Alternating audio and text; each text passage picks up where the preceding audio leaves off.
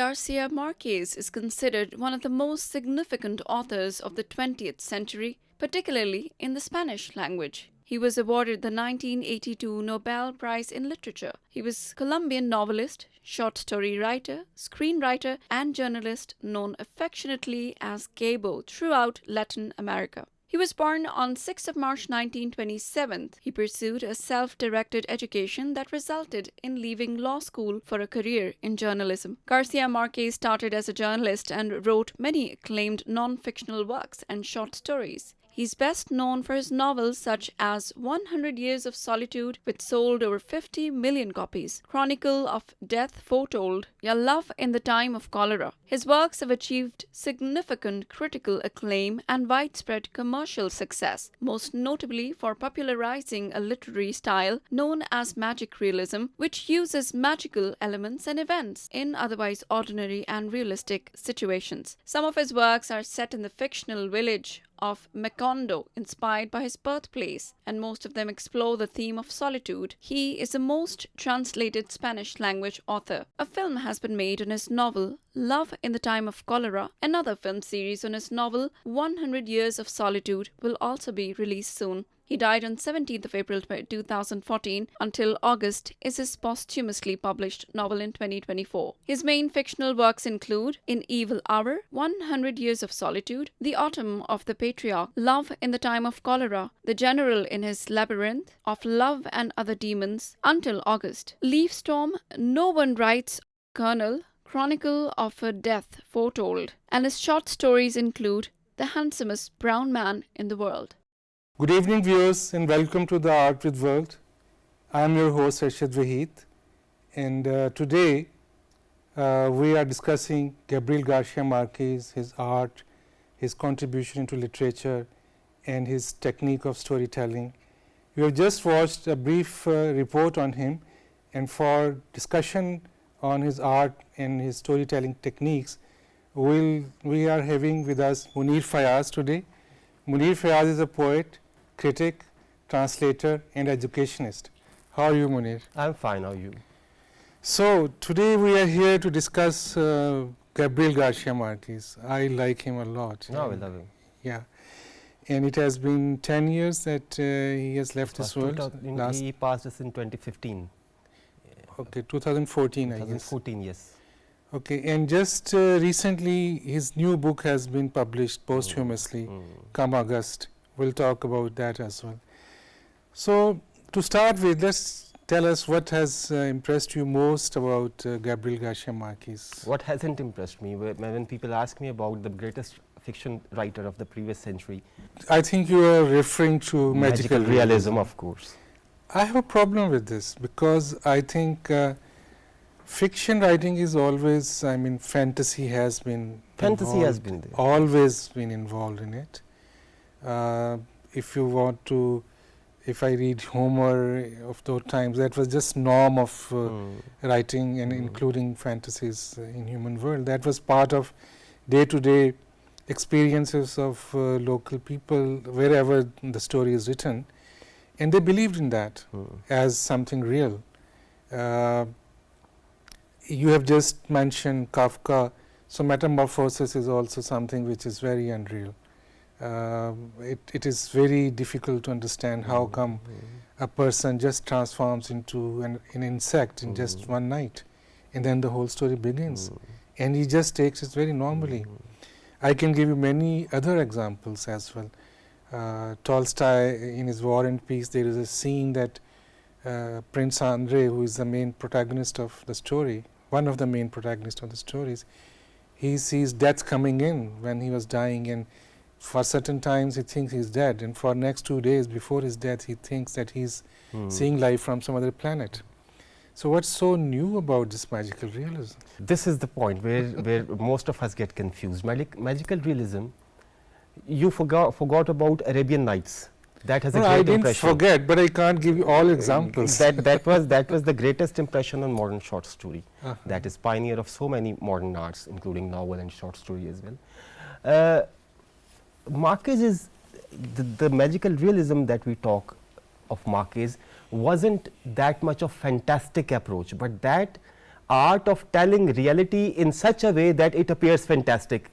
You remember the beginning chapters of 100 Years of Solitude, where he discovers ice, he invents ice, and the way he wrote about ice, that was so charismatic and so magical that I rushed to my refrigerator, to my freezer, and I inspected an ice cube.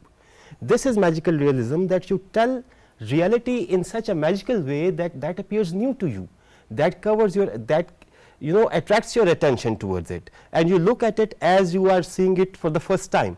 That was the greatness of Marquez, that he told us the stories. Folk was also there.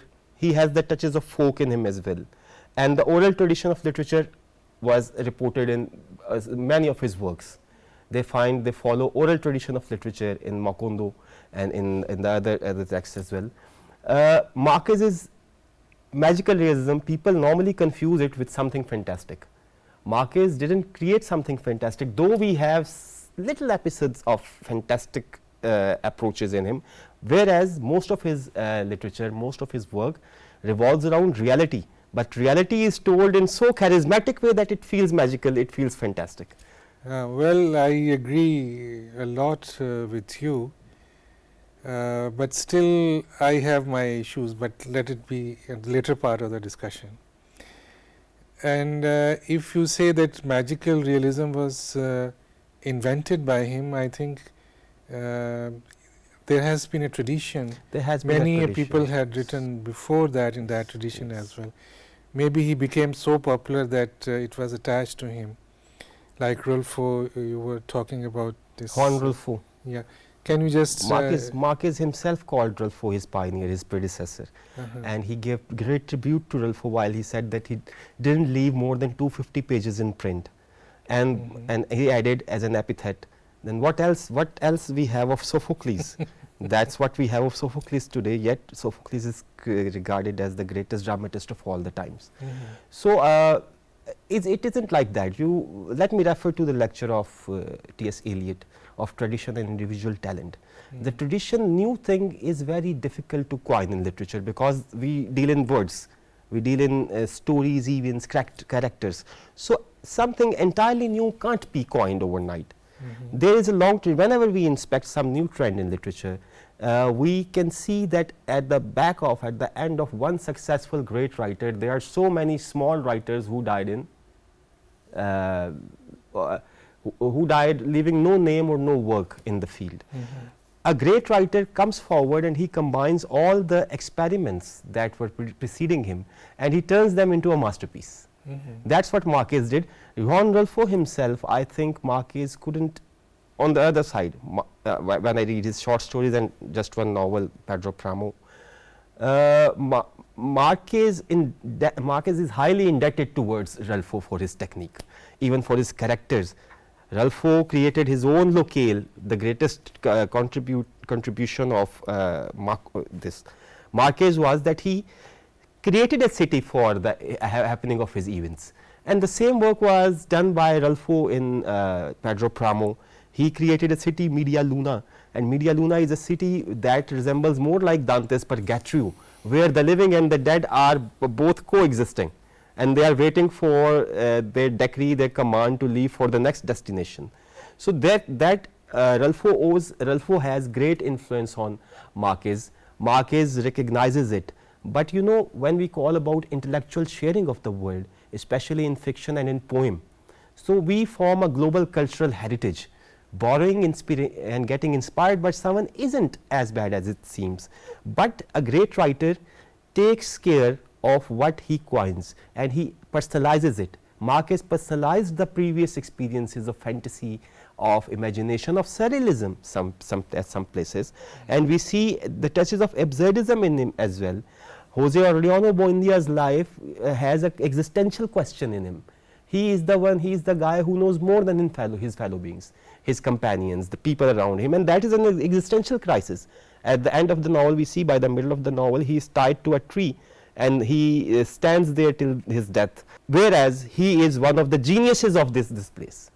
but he is treated as a mad guy. So we have so many traces, so many things. I sometimes become wonderstruck when I feel like talking or thinking about Marquez, because there are so many dimensions, and each dimension is so powerful that we keep decoding that in one layer, it becomes impossible to get hold of the Marquez.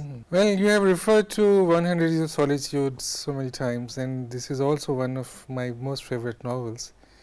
And Colonel Aureliano Buendia, Jose Aureliano Buendia, if I could pronounce this properly, I felt attachment to that characters, and he himself says that when he wrote the scene of his death, he himself cried.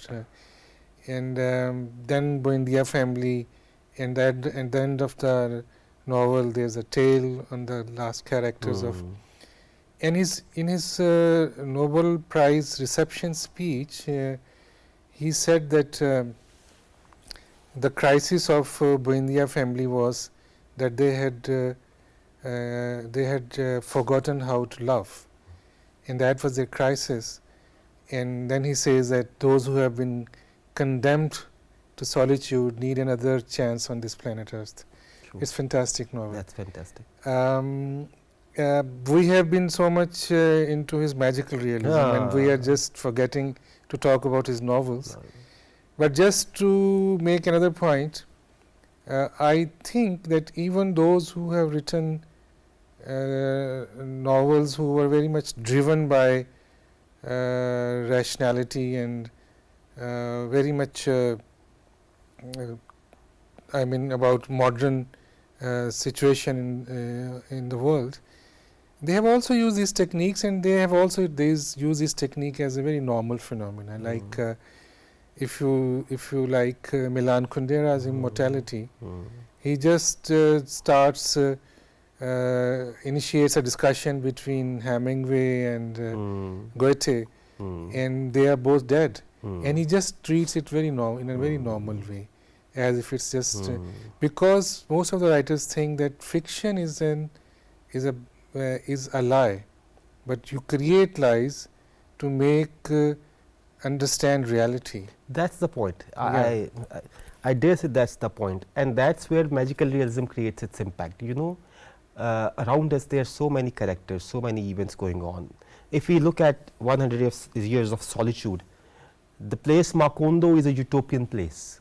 That exists nowhere, but the problems occurring to the people of Macondo, they record the background history of contemporary humanity, that we have been suffering, the new a rise of a new power culture, a war for freedom of humanity.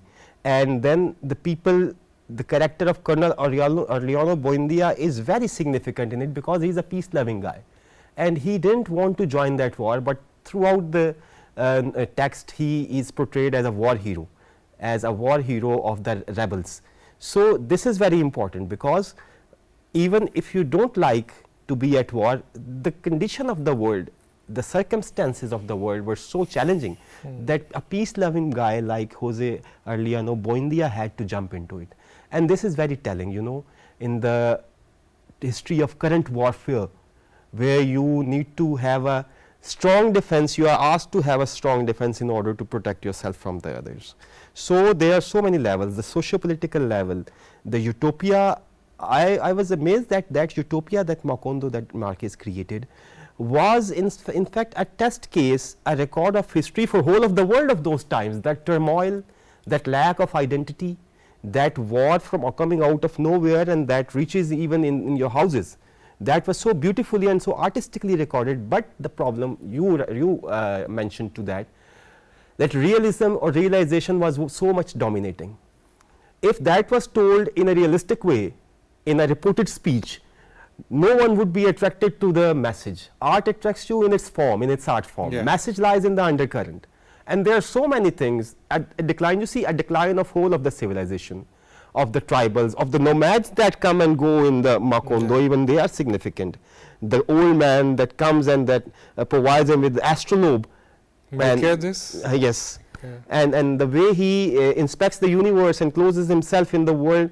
So though these discoveries that he shares with these people have been testified, have been proved some 50 years back, but that is an ideal case, I think, for the third world countries, for an intellectual of third world country, for a peace loving leader of third world countries. So, he provides a very great case for the third world nation states in the form of Macondo. Yeah, you have rightly referred to the third world or developing countries or underdeveloped countries. I mean, there are all wars which they do not want to go into those conditions. But I think we have talked quite a lot about this novel. So, which other novel attracts you most of Marquez? All of them, you know. No, I mean, even the second one I mentioned, Love in the Times of Cholera. Apparently, that's a expedition love adventure of Florentino Ariza and the heroine of the novel. But that text again has so many complex things. You let me answer your first question first. That there have been so many people who have been writing on using this technique of magical realism, or amalgamating the fact with the fiction, or probable with the improbable, and it has been a great tradition in the drama and novel as well. The problem is the way Marquez relates us with the 20th century man and his affairs. None else does.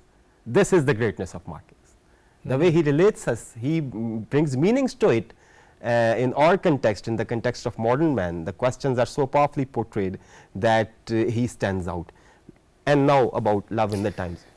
Well, I think there are many other writers which we have discussed before. They have also done the same thing in their own way. So, of course, I like and I am a huge admirer of Marquez, but I am a huge admirer of Kafka as well. Kafka as well, no doubt. Kafka. Yeah, and so many other writers. Anyway, but let's come to the Love in the Time of Cholera. It's a very differently written novel, because he himself says that all his novel ended in tragedies, and he wanted to write something which should not be tragedy for the readers, and they should have some fun reading as well. But and actually it's story of it's a mix of two stories.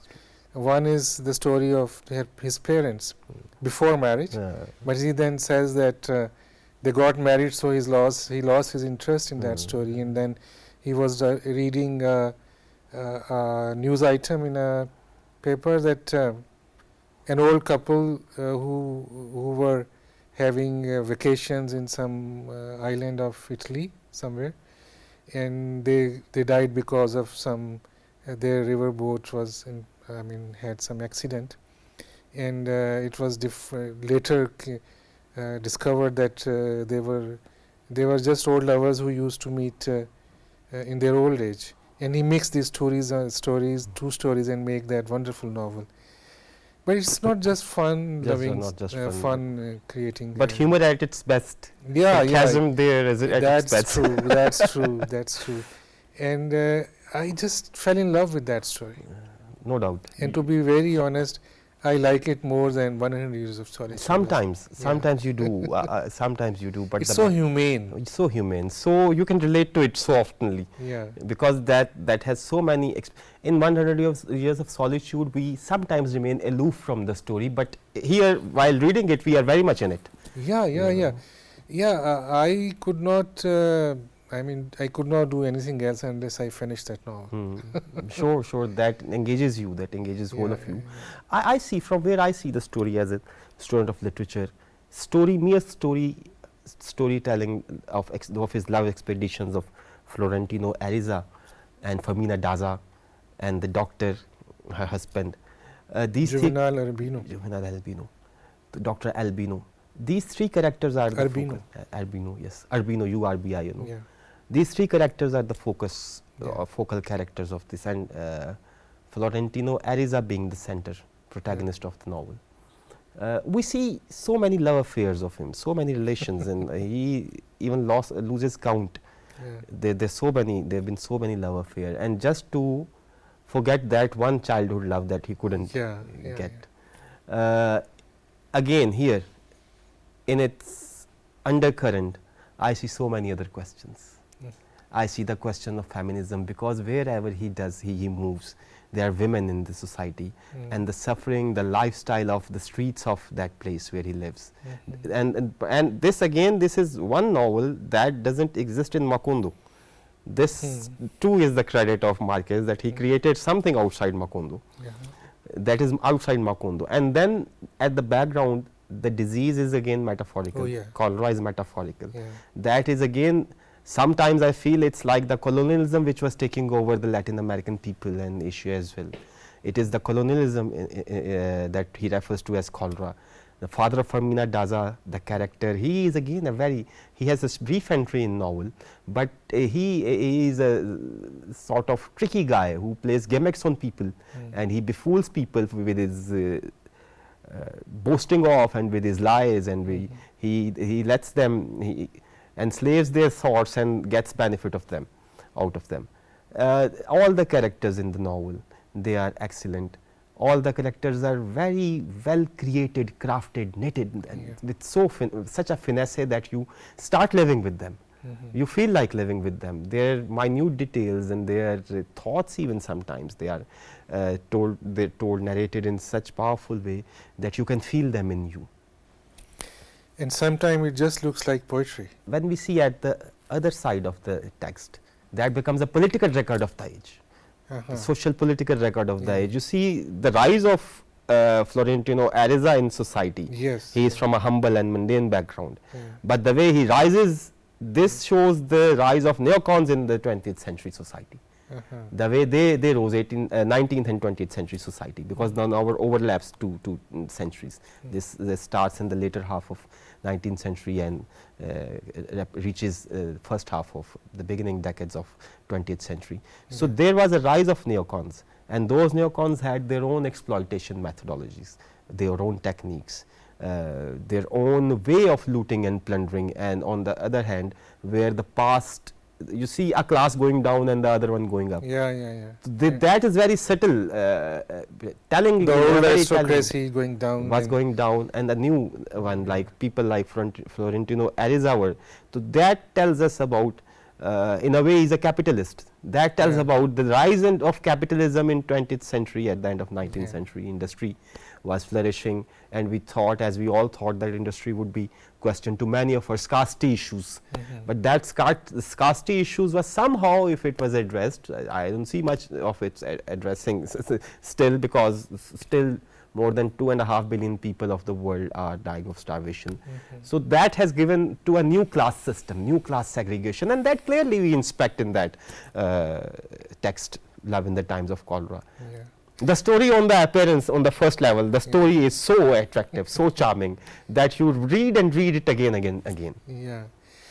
That also reminds me of political views of Garcia Marquez as well. He has always remained leftist. He was personal friend of Fidel Castro, and he used to discuss his novel and stories with him. And you have talked about two novels, and both these novels have a great endings and great beginnings. I mean, 100 Solitude, the sentence is that in front of firing squad, he remembered his grandfather who took him to show the eyes. And in this Love in the Time of Cholera, there is bell, church bell. No, church bell, but he comes, Juvenal Albino hears of suicide of his friend, and he comes to with the death note. This is called anticlimax. Normally text novels end at a death, but here the novel is starting at a death. And he also used this technique in his novella, I would call it novella, Chronicle of a Death Foretold. Excellent. He starts with the end, that the murder has happened. So it was indeed a new experiment, a very new experiment, that you have a core text in the form of 100 Years of Solitude, and rest of your novels and plots and characters are taken from that text. They appear in Love in the, even the incredible tale of innocent Arendra and her heartless grandmother. She appears, Arendra appears with her grandmother for one page or two in some later chapters of 100 Years of Solitude. So this was a very, and this Love in the Times, You mentioned the Chronicles of a Death Foretold. That guy also lives in Macondo. And on the day of his assassination, when he was to be killed, every person in Macondo knew that he would die, except that one guy who was to be killed. And see how fate playing its element, its role, that he wanted to enter. The door was never closed, but that day the mother closes the door, and he never went to there, and that day he was left outside. The day he was, everyone in the area knew that the guy was going to, Don was going to be assassinated, what is going to be. Another aspect, you would agree, because you are a huge fan of Milan Kundera, I'm too a great fan of him. I'm fan of Marquez. I'm fan of all great writers. All great writers. There's no competition. There's no. But somehow I have a separate catalog, separate place for niche for Marquez. You see, focalization with the character with whose eye you tell the story matters a lot. Here in 100 years, Chronicles of a Death Foretold, the same event is being narrated by a number of people, a host of people. There are 30-35 recounts of that same event, and everyone tells it, and the same guy, the same person, the same place, the same visit, the same street, the same door, and the same killing, but each account appears to be entirely a different thing. That is how perspective, the eye level, the attachment with the person changes your narrative.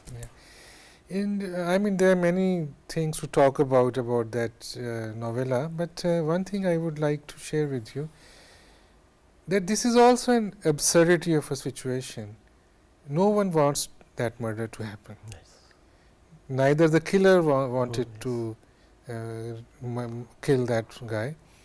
They boast about their intentions, that there should be somebody who could stop them, and that doesn't happen. I mean, they are all reluctant partners in that crime. They don't want to be, and that is also, and it's very much real in our lives as well. You kill for nothing. Mean, you know, the thing is, you do a lot of things unintentionally. Unintentionally, yes. And you want somebody to stop you, or you expect or you wait for a certain situation when you could not commit that crime, but that happens. In a way, I'm just thinking, do you think that Marquez is always also talking about deterministic views? Like in 100 Years of Solitude, he talks about, I mean, that's not exactly determinism, but he talks about women who knew that when they are going to die, and they start sewing their coffins and all such things. Fatalism or determinism has always been a question. Shakespeare says there is providence even in the fall of a sparrow. Determinism, fatalism, that has always been as a secret agent preying upon you from anywhere, from a dead ally, on a road, from a roof. That always keeps looking for you. So being determinist isn't that bad, but that determinism should have an anaphora that we call a pretext in text. So when Marquez devises such determinist approach, that is not that things just happen. They unfold the psyche of individual and society at the back, and then some fatal event happens, and that sabotages that, or that reveals that unto us and to the reader. So it is not that fatalism in the Greek sense, in the Sophoclean sense, yet it is there somehow in that sense as well. Yeah, but you know, it's a great art. I mean, he's such a wonderful craftsman that there is no suspense in the story, but still you cannot leave it. If you start the first sentence, I mean, Santiago Nasser is the mother of the guy who murdered. Something like he starts with that narration, and you can't leave it until it's finished. You can't leave it. With every narrative, with every recount of the event, we are desperately hoping that fate changes in someone's account. But that has been told already. Has been told already. Yet we in a willing suspension of disbelief, what Coleridge called, in a willing suspension of disbelief. We pray that he is saved somewhere. Although you see, he isn't that much lovable a character. This is greatest of Marquez, that you even love his evil characters. They are not. Marquez wasn't a moralist. Well, no great writer No is a great moralist. writer is I a mean, they portray characters In as true they flesh are. and blood. Sorry? In true flesh and blood. Yeah, As as they they are, and they don't give judgments. I mean, they just tell their actions, the events, the situations. At least I think like that, because judgment is not I mean, artist. It's not the job. task of a job, the task of an artist to pass on They have to judgments. question, not to answer. They have to recreate life. Yeah. Art is a medium through which we recreate life, and we recreate it in such a way that the things that normally get ignored in day-to-day basis, we have become immune to them, and telling them otherwise has become a cliche. So art creates such a world that Marquez did, that Kundera did, Kafka did, in such a way that we can't stop, we can't help taking notice of it. Yeah. That creates a meaning, that creates a sense. Trial, we talked about trial, you have done a program on it. The trial isn't, you know, that isn't that mainstream story, and that gives you a whole of the parallel world. And you have rightly referred to trial by Kafka. Trial, yes. There are also scenes of dream and reality together in that. And I mean, the Joseph K. searching for his lawyer in the court, and he's there, and they are actually not existing. Yes. And there is no court. There is no court, but I mean, that's why I'm saying that magical realism is not something new, which. But this is, you see, the Garcia problem Marquez is, the difference is that their fantasy imagination dominates. Surrealism or unexpected things dominate. Here, the story is going on ground level, on a very normal tempo. As not as and not as existentialist as Sartre did. You see, the whole of the novels that we have so far discussed, they are based on classical linear narrative. The plot is linear, whereas in modern writers like Kafka and Sartre, we don't find linear plot. Yeah. And however, there are some flashbacks and flash forwards there, but the plot is linear. The story is not improbable, yet the elements of improbability or supernatural, they come very few, but they strike us. Yeah. And on the other hand, the real elements, the real life is recreated in such a enchanting way that we never fail in taking notice of it. Okay, let's talk some other novels of Marquez as well. I mean, like Autumn of the Patriarch. No One Writes to Colonel. Yeah, it's a novella, yeah. Novella, and The Incredible Tale of Innocent Arendra and Her Heartless Grandmother. That again is a socially, that holds high sarcasm.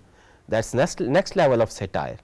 That one generation, Arendra in the form of Arendra, has to pay for the deeds of the previous generation. That is a tragedy. Sometimes I feel like crying while reading about that girl, Arendra, who is turned into a prostitute by her grandmother for a sin that she didn't do. Yeah. That just happened that night, and she just forgot to distinguish those candles, and some curtain caught fire and whole of the house was burned to ashes, but her grandmother made her pay for that. This is very telling. Today in the evolution or devolution of civilization, both go hand in hand. There's sometimes one stream dominates and sometimes the other one, but as we have reached in this 21st century, man today is suffering, and in times of Marquez we witness that the suffering was at its peak. The world had just witnessed 2 wars, and the generations coming after those world wars, they were paying for what their ancestors did. So it's not just a story of Arendra's prostitution by her grandmother. It is an elegy, a requiem for whole of the humanity. Arendra is a female symbol. On one side, she represents humanity, innocent humanity, humanity that wants to do, that has been taken away from its ambition, its personal life, and has been traumatized, forced to do unwilling labor. Is it a new story?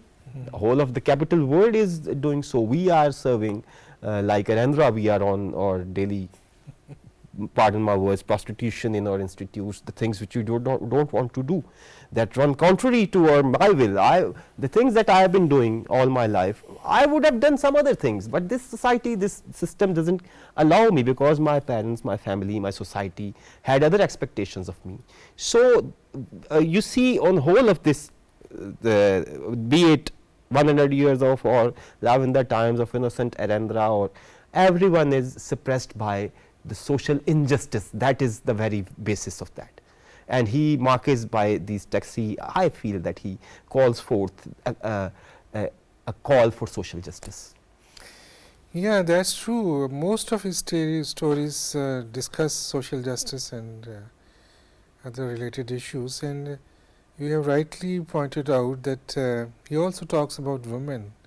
I mean, most of his characters, I mean, he has done beautifully portrayed their situation, their problems, their miseries, their dreams. I mean, if you just take example of Loving the Time of Cholera, it's full of women.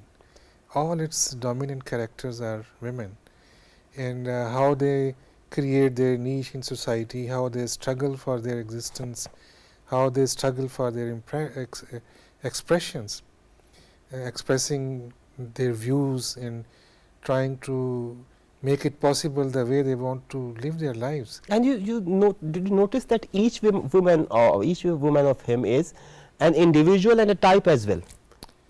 Yeah. She is an individual in her locale, in her history, in her appearance, but when it comes to third world or progressive developing country, she represents a whole type, a whole family, and every woman he shows us their homes, the way they keep them. So their domesticity is also portrayed excellent, beautifully.